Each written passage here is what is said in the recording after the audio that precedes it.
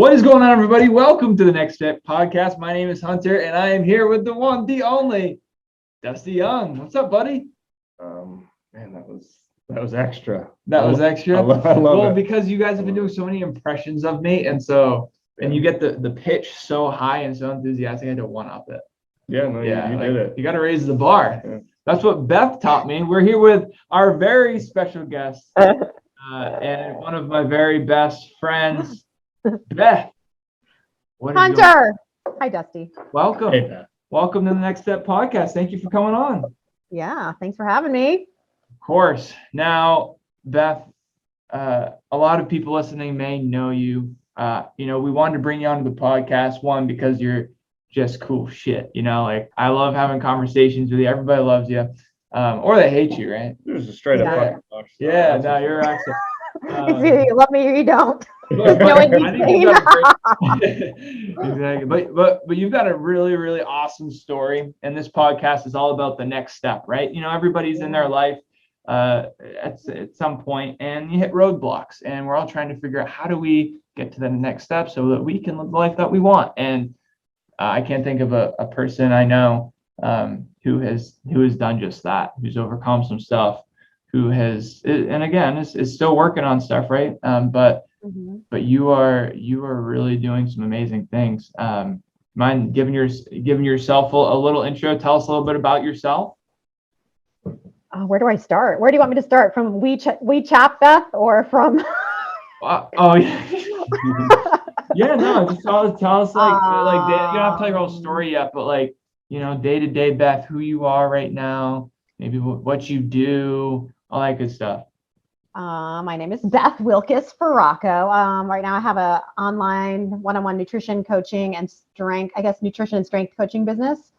I'm a mom of a 9-year-old and 13-year-old stepdaughter. I'm a wife. I live in Maine. And I do a lot of TikToks. You're a TikToking mom. TikToking mom. That's pretty cool. What got you going on TikTok, Beth? And you've grown this business. It's all Jordan Syatt's fault, to be honest. Well, because he had that in the mentorship. You may or may not have been in there at that time. A year ago, he had that challenge. It was 30 days to post every single day in TikTok. And I was like, oh, fuck. I hated TikTok because, Kylie was wanting to download it. And I'm like, this is just for, kids and teens and, all that. It's because it was Musical.ly, wasn't it? And then it got into TikTok. So I was like, there's no way. But then I just started doing it and I went viral, and then I haven't stopped since. So what is it? Are you at 500K at this point now? 500K followers? Yeah, almost at 403. 403. So yeah. And I think I saw your goal for the next year is 1 million. 1 mil. Mm-hmm. Boom. I know. Well, I'm almost at 500K for 1 year.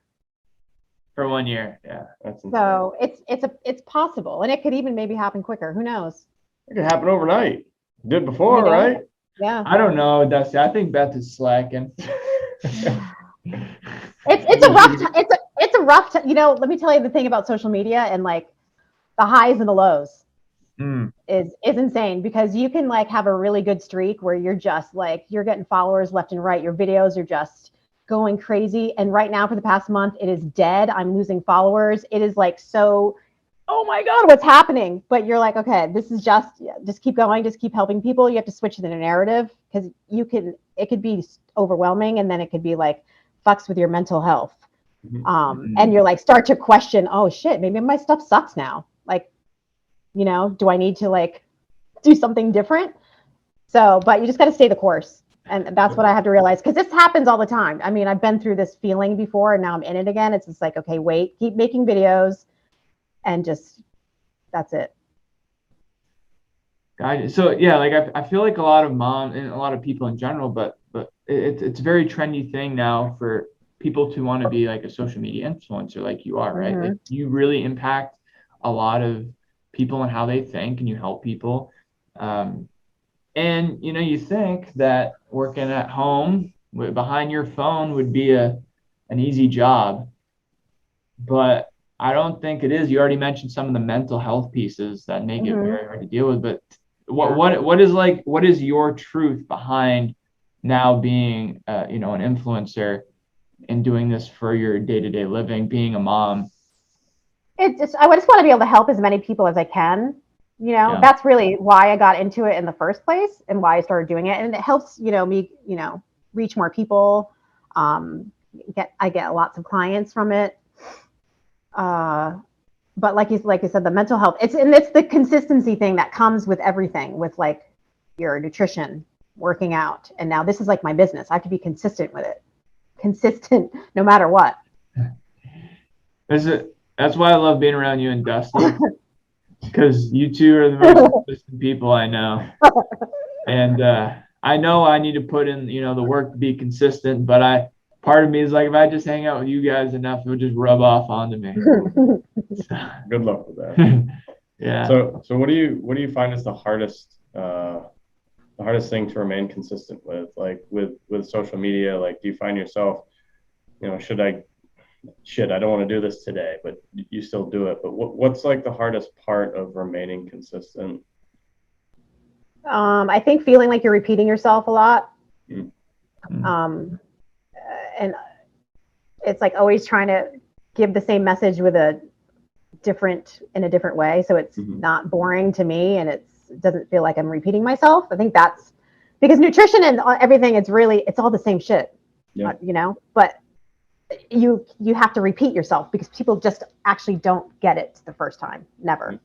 And I'm realizing this right now because I'm doing like a mini cut and I'm talking about it in my stories and Instagram, and I'm weighing myself every single day. And so many people are losing their minds over the scale, like the scale. And I talk about the scale. I've been talking about it for like 2 years now. And it seems like no one still understands that the scale will always fluctuate.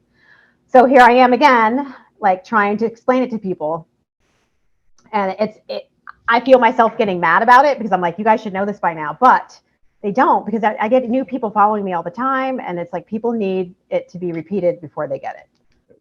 So that's where the frustrating part and hard to be consistent is. Well, it's got to be so hard to like even understand, the audience you're speaking with. Like, you are speaking to 500,000 people, but you don't actually see them in front of you. But it's just like, I mean, it's multiple stadiums. Like 4 football stadiums or something. Yeah. So that's insane. And it's constantly got new people revolving into it, and like you can't see it, so it's hard to. I feel like it'd be hard to fathom that. Yeah. Cool. So you got your coaching business through fitness and nutrition. Let's rewind a bit and talk about how you got started in fitness and nutrition. So how did that start? It started with hybrid fitness. Oh. When I walked into hybrid fitness. And you're part of my story with every podcast I go on. With Johnny on your left, Beth came in. Johnny didn't even start preschool. He was about to start preschool, and that's why I was like, okay, now I can go to the gym, and and all that stuff. So, yeah, interesting, right? He was sitting on my lap. He was probably like 3 or 4, 6, 7, 8, 9, 10. Yeah, because he's gonna be 10. So he started preschool like at 3, I think. Mm-hmm. Yeah. So it started with that. I know you had dabbled in some things before. You had overcome something previous to coming into hybrid.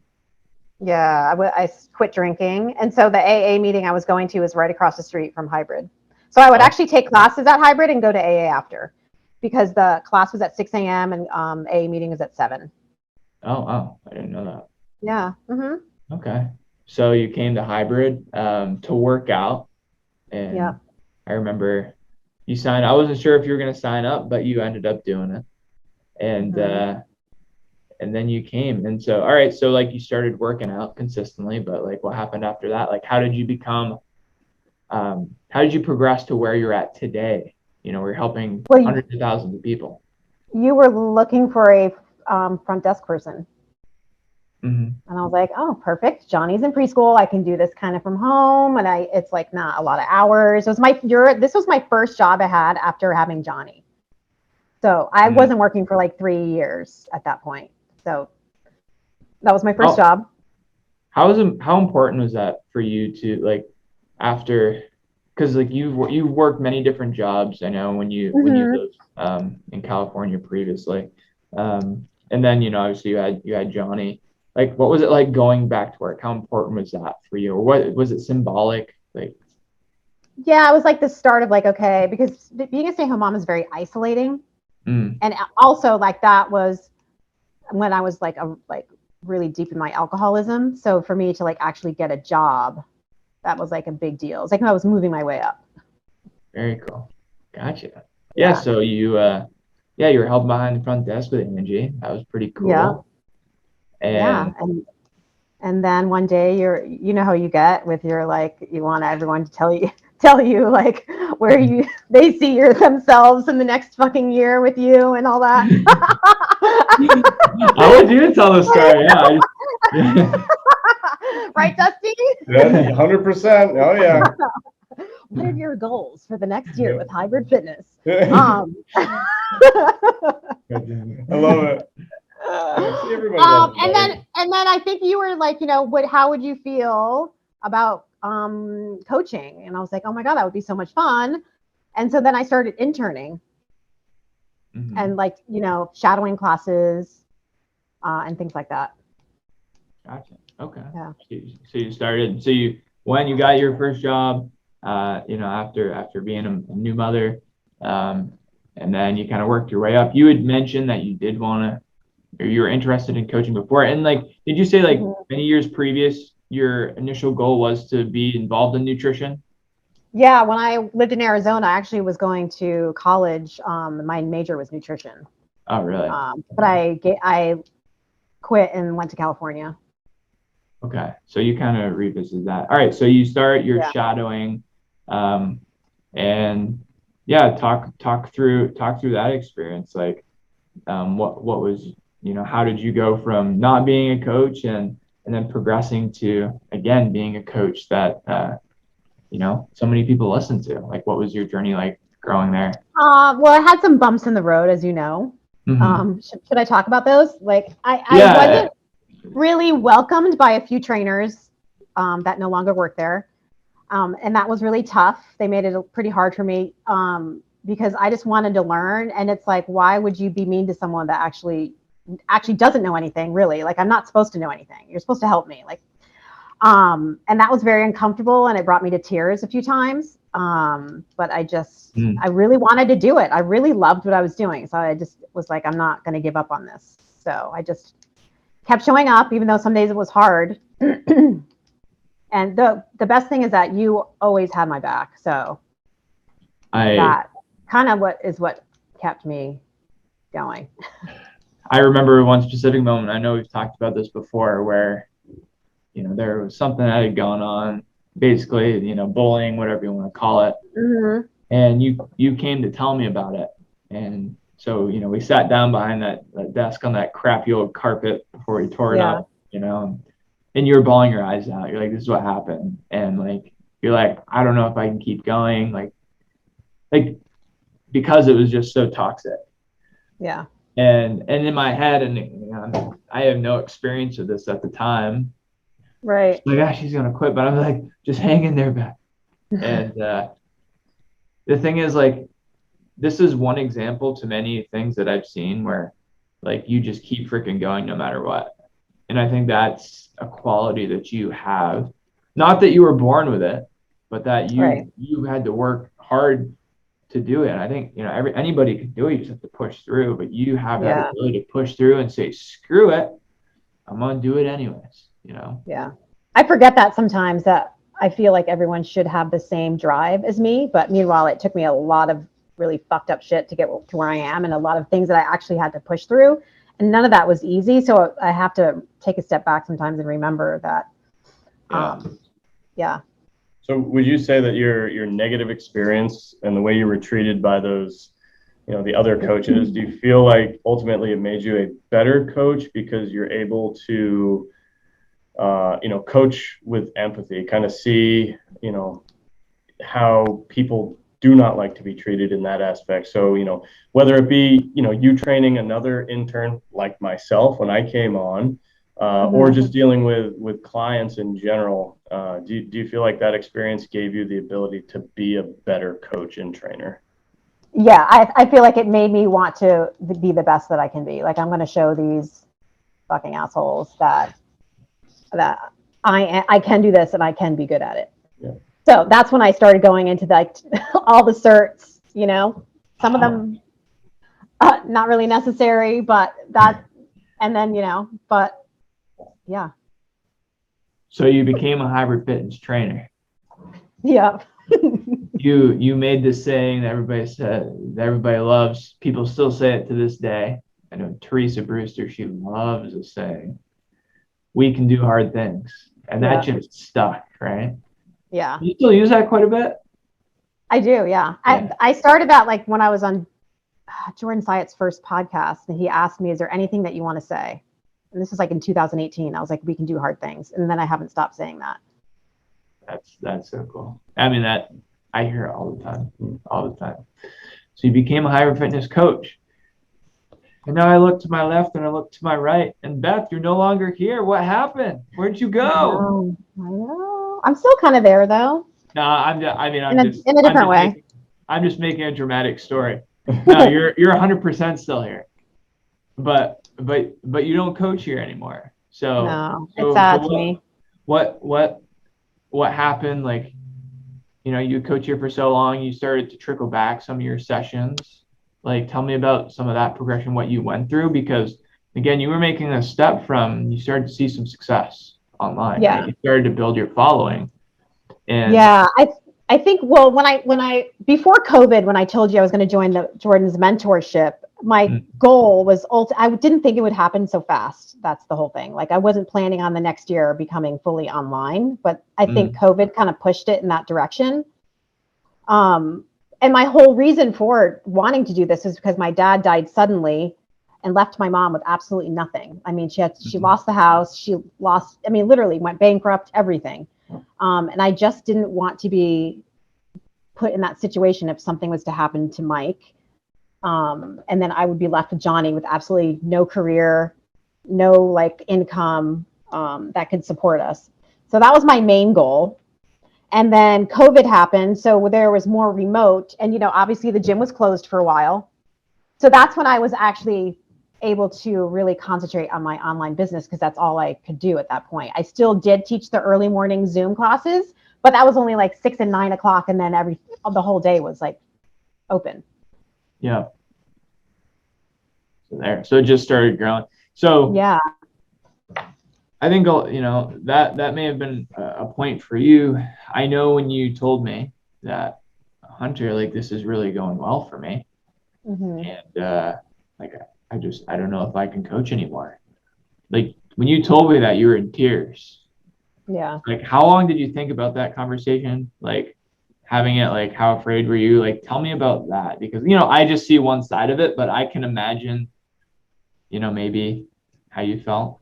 I thought about it for a while, because for me, I want to be able to give everything to someone. And I felt like it was hard for me to come to the meetings. I really couldn't do the videos and all the stuff that everyone else was doing. I could literally just teach the morning class and that's it.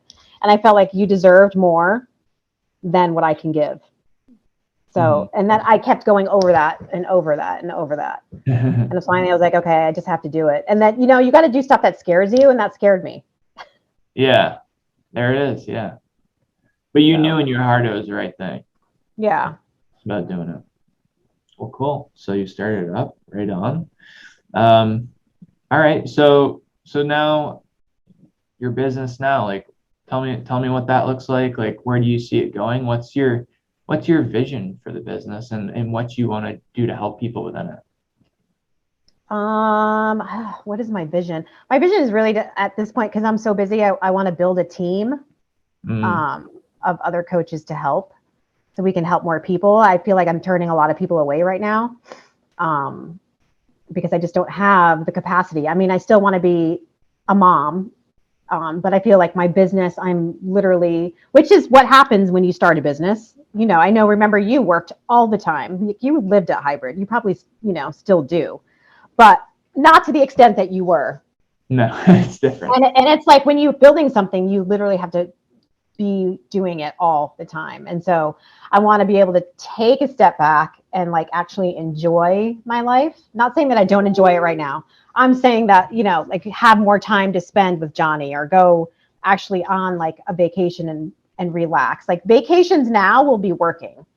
And I'm fine with that, but it's also okay. Like you do need a break. Yeah. So that's my goal. Yeah, I don't really have like a specific vision. It just, I feel like it's just going to morph, and that's how I always have been. It's going to morph into what it's going to be. So continue to help people, but do it in a way that allows you to still be a present mom and enjoy some of the fruits from the hard work you've put in. Right. Yeah. Right on. Okay, cool. Well, all right. So Beth, now, there's a lot of stuff that you see going on here at Hybrid Fitness. You're here most days, I think, of the week. I'd really like to hear, like, putting ourselves on the spot. Like, what do you think we could do as a business to help people more? Like, what are we missing? Is there anything that sticks out to you that we could do to improve? I don't, you do a pretty good job. I'd say like maybe you have a lot of potential with the cooking class. Yeah.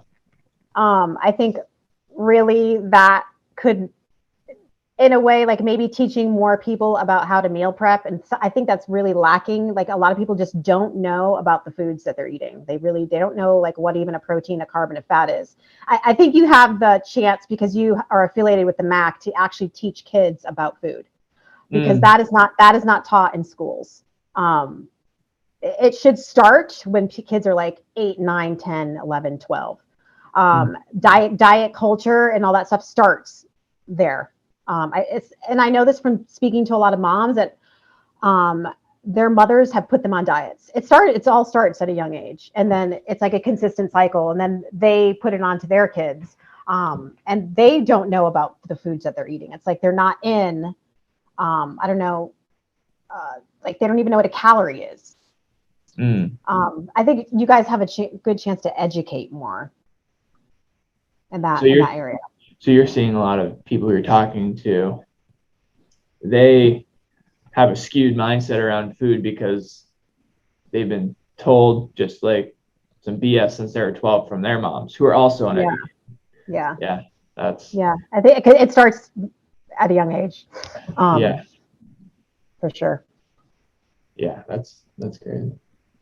Not a bad idea at all. Yeah, no. I mean, that's been one of my biggest fucking things with like bringing up kids, teaching like the things that they do in school. It's like, why not teach these kids about proper nutrition? Like, that's where it starts. It does. And now I see it on social media. The young kids are on social media and they're looking to lose weight at I'm getting in DMs from 11, 12, 13, 14-year-olds. That should not be happening. No. Because they just don't know.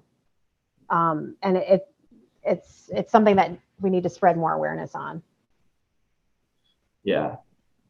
Like obviously with social media, it's talked about plenty, but there's a lot of expectations through social media that are created. And then not only that, one of the most painful things I've seen in the gym is if I have a parent and a daughter, a parent and a son, and the kid's sitting right there and they haven't even gone through puberty yet.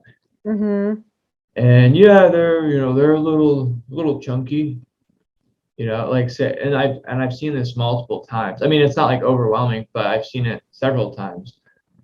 And it's like the parents like being uneducated, and also like they're like judging themselves for how their kid is right now and like the stage of life. Like that is screwing with the kid. Yeah. Like, and they have no clue what they're doing. And it's just sad because like I'm sitting there and it's like, all right, how do you navigate that situation where like you don't offend the parent and you can make this a productive conversation so you're going to help the kid. Yeah. Unfortunately, that's deeper than nutrition, though. That's the thing. And the thing is, like, a lot of parents are like, my kid is overweight. How do I help my kid? And I say, it starts with you. Yeah. Like, you're the one that buys the food. So you need to lead by example.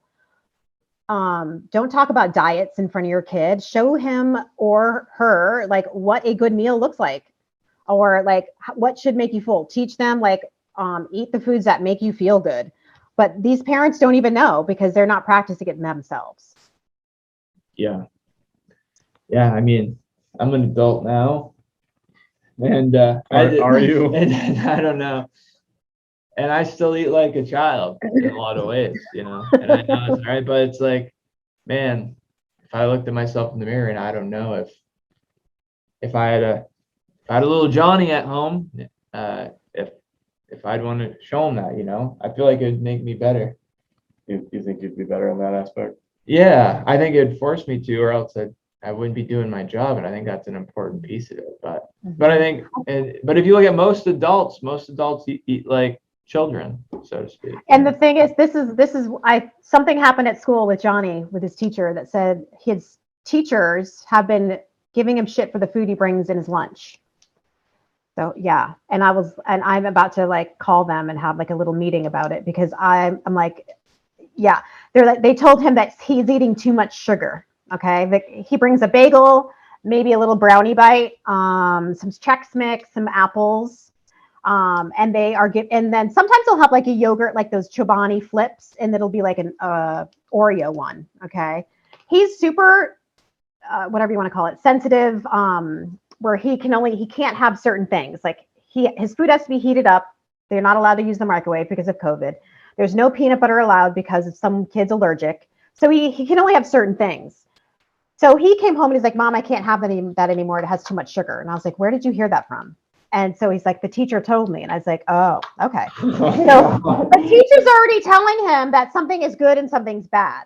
Yeah. And I said, don't ever let someone tell you that whatever you're eating is not good for you. You have your choice of what you can eat. So I'm trying to teach that to him, but the teachers are not helping. Yeah. That's not their place, for one. Like, and no, it isn't. And two, like, so Tina's a teacher, and she brought home the school lunch menu one day, and I was looking at that thing, and I was like, oh my fucking God, like, this is the food that they are providing the children. Like there's no options. It's either that or you bring your own, right? So like, those are the options. But then again, we have teachers like telling, you know, your son what he should or should not be eating, and that's the shit that they serve. Like, that's frustrating. Yeah. It is, especially because as a nutrition coach, I know better. Like, maybe another parent would be like, "Oh, you know, that is bad." They made a big mistake telling Beth's son. Have you seen? Big mistake. Yeah. Yeah.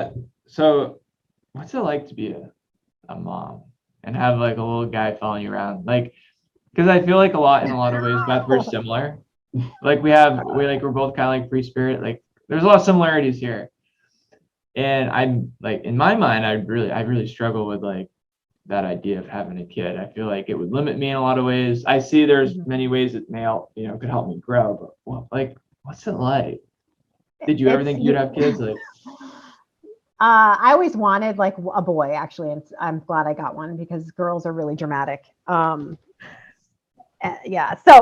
but it's about keeping them alive.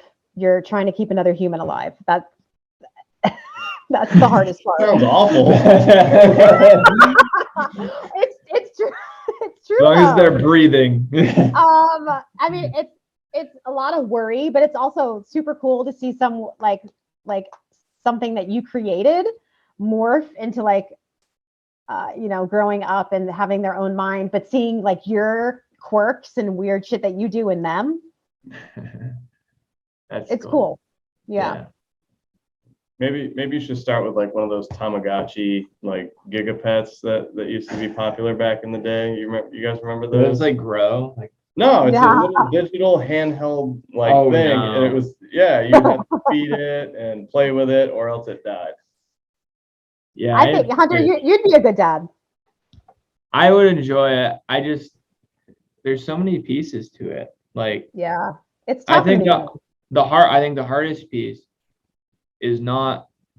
Okay, I take that back. Having like an infant would be very hard. That's the roughest. That was when I was like deep in my alcoholism. You don't sleep. I mean, I actually think it's worse for the mother, because you're the one that feeds it. If you're breastfeeding, it's like, usually you're the one that's taking care of the child while the husband works, kind of thing. So I think moms worry more than the dads do. Yeah. I feel like, Melissa just worries in general, everything more than me. Like last night when she thought the cat got out and it was 3 a.m. and I was walking in the rain in the dark with a flashlight. Yeah. Anyways, yeah. Yeah, it's man, I don't even know how I was gonna go with that. I think you were trying to get Beth to talk you into having a kid. No, I'm just trying to like really understand it. Like I've been talking to a lot of people about who have kids and who are also like, entrepreneurial and I remember where I was going with it. As I think besides the infant piece, it would be the relationship with Melissa. Like I'm afraid like I would be great with the kid. And then my business is gonna stay the same. Like I'm married to my business and let's be honest, like my business is my first wife. Sorry, Melissa, but she knows it. I love her. And I'm afraid with the current situation that Melissa would take a back burner. And I know when she needs that, like that's something she needs is my attention, like in my love. And if I don't give that to her, I feel like our relationship would burn into a terrible divorce. It's definitely it could be a strain on a relationship for sure. Yeah. Yeah. I mean, lack it's just very like lack of sleep. I mean, there's all kinds of things to, worry, especially if you are a worry person. Like I am an anxiety, like worry person. And when you're having like a small child and if they cry all the time and when they get sick, it's intense. Yeah. When Johnny is obviously still young, but like, do you find you get sick all the time because like he's around kids who get sick? Not so much anymore. I did actually. When I remember, I don't know, like a few times, like if he got puked, like it would go down to me. Like I usually get everything he gets. Mike doesn't really get sick. I do, because we're the ones that are more worn out. Right. Yeah. Yeah. You're vulnerable. I think definitely waiting till you're older for some reason. I don't know. I think being an older parent, you're done with everything really. And you're ready to like settle down and take care of a tiny human. I definitely could not have had a child. I can't imagine having a child like in my early 20s. There's no way. Yeah. But now look, like now you're like, you kind of settled down and now you're going back and you're unsettling. Yeah. You're ruffling the feathers a little bit. Aren't you like doing a cool trip for you and your family soon? Yeah, we're going to Cocoa Beach, Florida for the whole entire month of February. That's taking Johnny out of school. And that was part of my dream too, is to be able to take my business and travel with it. Yeah. And now I can. That's so cool. Yeah. Well, it is certainly well earned. Like I've told you, like it's just been so cool to watch and see, and I can't think of a better person and friend for that to happen to. And it didn't just happen. You earned it. So, all right. Well, we've heard a little bit of your story, Beth. You've given me some wise words around kids and entrepreneurship. And found some opportunities in our business that you think we could capitalize on.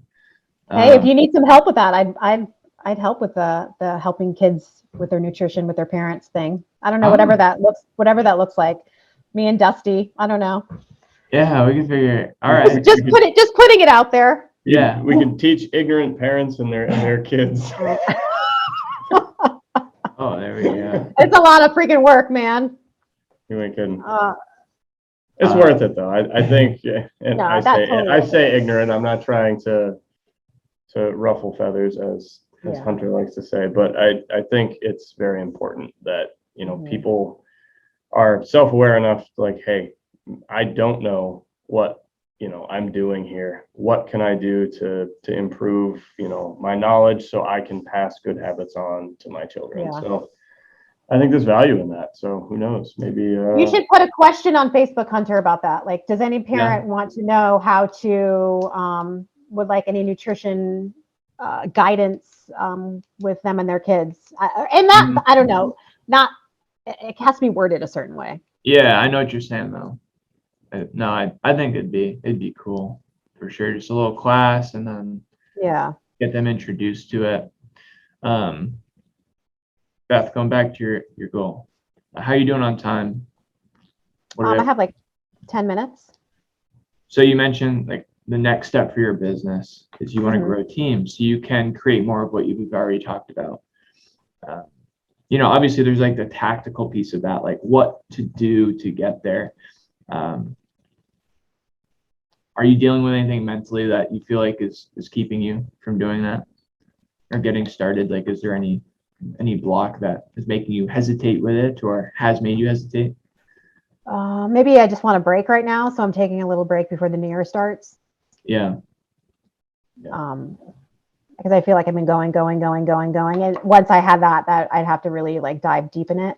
And also I want to kind of take February and step back a little bit while I'm in Florida. Recharge. Yeah. It's been a lot of growth in a short amount of time. A lot. Yeah, totally. And also on my radar is I really want to write a book. Ooh, very nice. So that's actually on my list, but I want to start I want to hire a team for that. I want to write it, but I need like a team to help me. I'm not going to try to do it by myself, and I want to self-publish. So that's super cool. Like, how long would this be? Like, I mean, do you have an idea of how long your story would be? Would it be 300 pages, 200? Oh, I don't even know. Yeah. I don't know. Can you do an audiobook that you voice it over? Yeah, I would do that. I think that would be huge because I feel like you telling the story would, like, it's always better hearing the author tell the story than like the narrator. Right. Because you can kind of go like side story. I feel like there's so many little details and like cool things in your stories that you would add that would just make it super cool. Yeah. Yeah. I've been told so many times. I can't even tell you how many times people ask me if I ever thought about writing a book. Yeah. So I'm like, yeah. You've got a hell of a story. Plenty of pages to fill. Yeah. It's the details. I don't know if I'd remember. My memory is really shot. Yeah. Yeah, I get that. Well, you must have like a friend or two like in each part of your life that's like one of those crazy detail persons, like Rich, for example. Yeah. Like he remembers everything, like down to the detail, and I'm like, I don't even remember that. So I'm sure you have people who can help. Like I'm sure. Yeah. All right. Dusty, do you have anything you'd like to dive into as we close up here? Well, I mean, other than wanting to write a book, take a little bit of time off and building the business, is there anything else you want to achieve within that business? Are you looking to change anything up, or you kind of just, you like where it's heading? I know you said you wanted to build the team, but I just need, I'm pretty sure I'm joining another kind of like mentorship with this girl her name's Casey Jo Orvadas. And I want to more use like the mindset approach. I really like, because I took that mindset course and I feel like anyone can count calories, but you got to get behind everything else, like the emotional eating, the stress eating, the scale. And I really want to, like the motivational interviewing, I really want to be really good at that part of it. And I want my coaching business to really be mindset oriented with like the check-ins and things like that. So more psychological stuff. Very cool. Yeah. I mean, doesn't matter the tactics. Like, if you got to take care of it. It's one thing I learned early on. I joined a group that was meant to be like a group to grow your gym. And what it turned out to be was a guy who's extremely motivational. And he did this exercise called the 5-6-7. It was actually called, the company was called 567 Academy. Yeah, So, I remember that. Yeah. I mean, we used to do this in our consults all the time, and it was like, well, what's your goal? All right, I'd like to lose weight. Well, what's important to you about losing weight? Well, I want more energy. Okay. Well, what's important to you about having more energy? Well, if I had more energy, I could, I could be more present with my husband and my kids. Okay. Well, what's important to you about being a mom who's more present with your kids, your husband?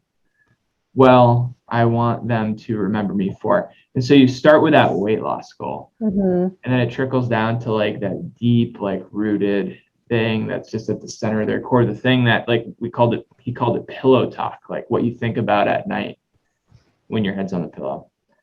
And that changed the game for me, made me think about things differently. And that it's mindset, like you said, it's without it, it's hard to really stick to things for the long run. So I think that'll be big for you. Yeah. I'd like to hire a dietitian to be on my team too, so I can work with people that have eating disorders. There's a lot of people that have eating disorders, and that's out of my scope of practice. But I think that would be very beneficial. Yeah, that'd be super, super cool.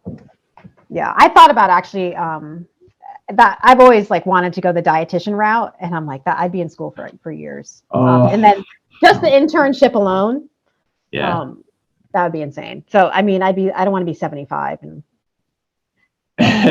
yeah. I mean, at this point, plus I don't know. Yeah. No, I agree. Yeah. No. Just hire out right now. You got the power, hire out. Exactly. For sure. Right on. No, I don't have anything else. I was going to ask her, if people were interested in working with you or just following you, learning more about you, or maybe just trying to see what you do. Where can they find you? What platforms? My website is bethferaco.fitness.com. Everything is Beth Feraco Fitness. So you can find me at Instagram, Beth Feraco Fitness, TikTok, Beth Feraco Fitness. I don't do YouTube. I have a podcast called Cut the Crap with Beth and Matt, and that is on Spotify, iTunes, Google, Amazon. So that's, yeah. Right on. All right. Do you have one thing, if you were to tell anybody listening one thing to kind of get through whatever shit they're going through, if you had some piece of advice, what would it be? That you just have to keep going, and that whatever you're in won't last forever. Right on. Simple.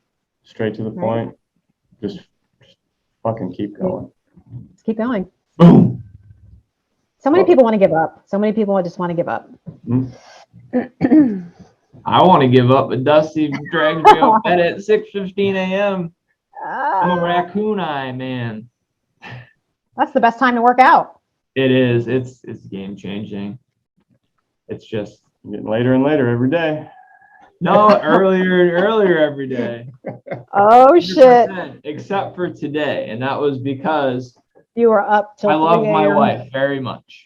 That is because I love her. She is. I love her very much. All right, let's just leave it at that.